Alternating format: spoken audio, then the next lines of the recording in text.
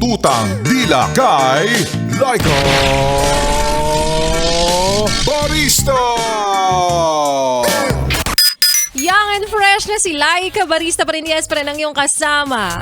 Kachismisan, kakwentuhan, kabonding, at kachismisan. Ano pa ba? Kaututang dila. Hanggang sa mga oras po na ito at nakikinig ka pa rin patuloy dito pa rin sa iyong paboritong istasyon na kabonding, ang 101.1 Yes FM. At para sa yes pa rin na nagme-message na ngayon sa aking Facebook fan page, tama ang iyong ginagawa. Sige lang. Alam ko, sanay ka na dyan.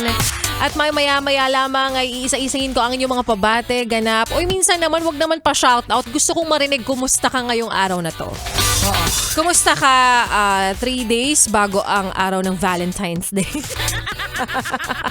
Kumusta ang iyong biyahe? Ayan, naging masagana. Masagana, oo, masagana sa traffic. O masagana sa luwag ng biyahe, luwag ng kalsada. Yan naman yung gusto kong marinig ngayon, kung kumusta ang iyong binabaybay ngayon na kalsada.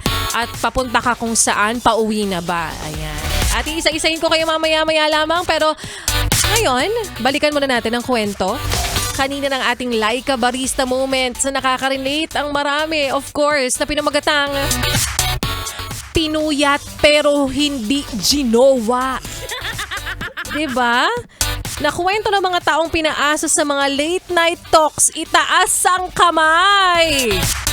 At ang kaliwang paa ng mga taong ni late night talk tapos hindi naman ginowa. Ayan, yun sa simpleng good morning, kumain ka na ba, mag-iingat, good night, matulog ka na, huwag kang magpapalipas ng gutom ha. At kung ano-ano pa, kaya naman, eto ka, na-fall ka, 'di ba? Tapos biglang naramdaman mo na lang na nag-iiba na. Kaya na nga, nawawala na ang hanging amihan. Nawawala na siya kung kailang nahulog ka na. Sa madaling salita, yes friend, sinayang lang naman yung oras mo. Oo, sinayang lang naman yung budget mo, pinirahan ka lang.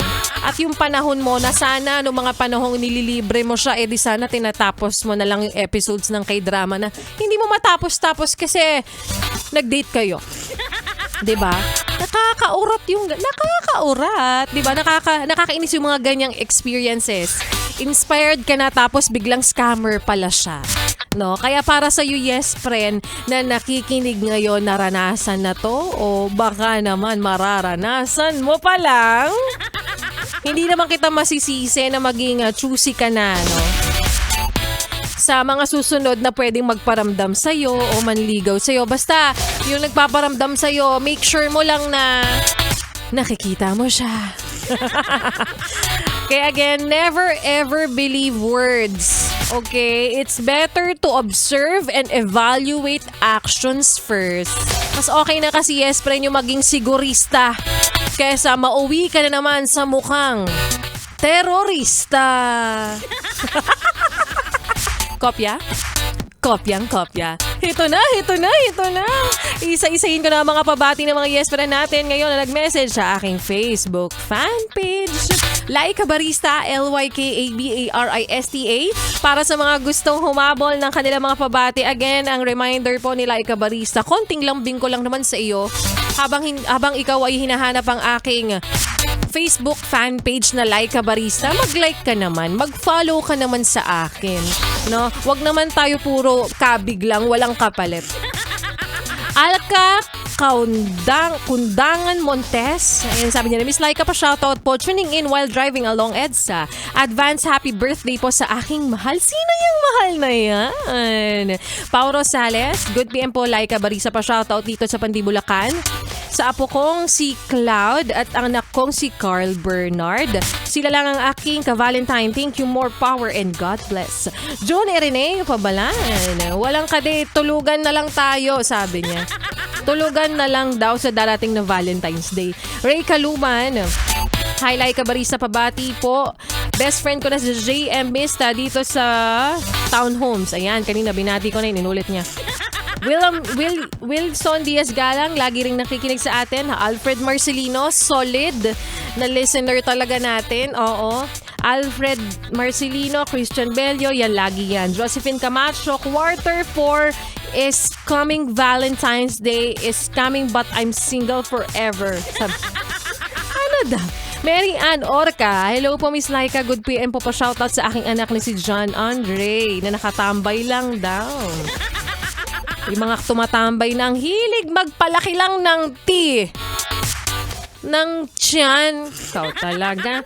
Ilan pa sa mga yes pa natin nag-message ngayon, nagpapabate. Oh. Andrea Cristana Ragal. Pa-shoutout from Lucban, Quezon. New listener po ako. Thank you so much.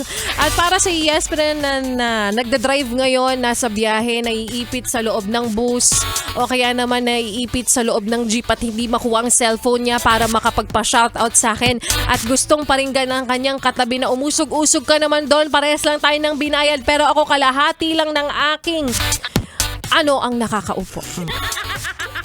Habol pa shoutout kay Angeles Luis. Happy Wednesday sa'yo. Oh, siya! Maraming salamat po sa lahat ng mga yes pa nating patuloy na nakikinig, sumusuporta at sinasabayan ng mga kantahan natin dito sa 101.1 Yes FM Manila.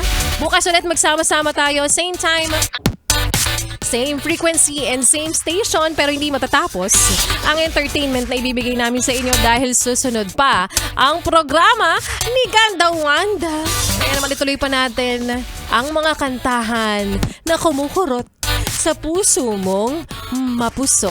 Para sa mga nilalambingan jowa dyan kasi gustong makuha ang salitang oo, pinapatawad na kita. Sige na, patawarin mo na siya. Total, marupok ka namang talaga. Here's Pagsamo by Arthur Neri. Dito pa rin sa iyong paboritong istasyon na kabonding ang 101.1. Yes! FM. Solid.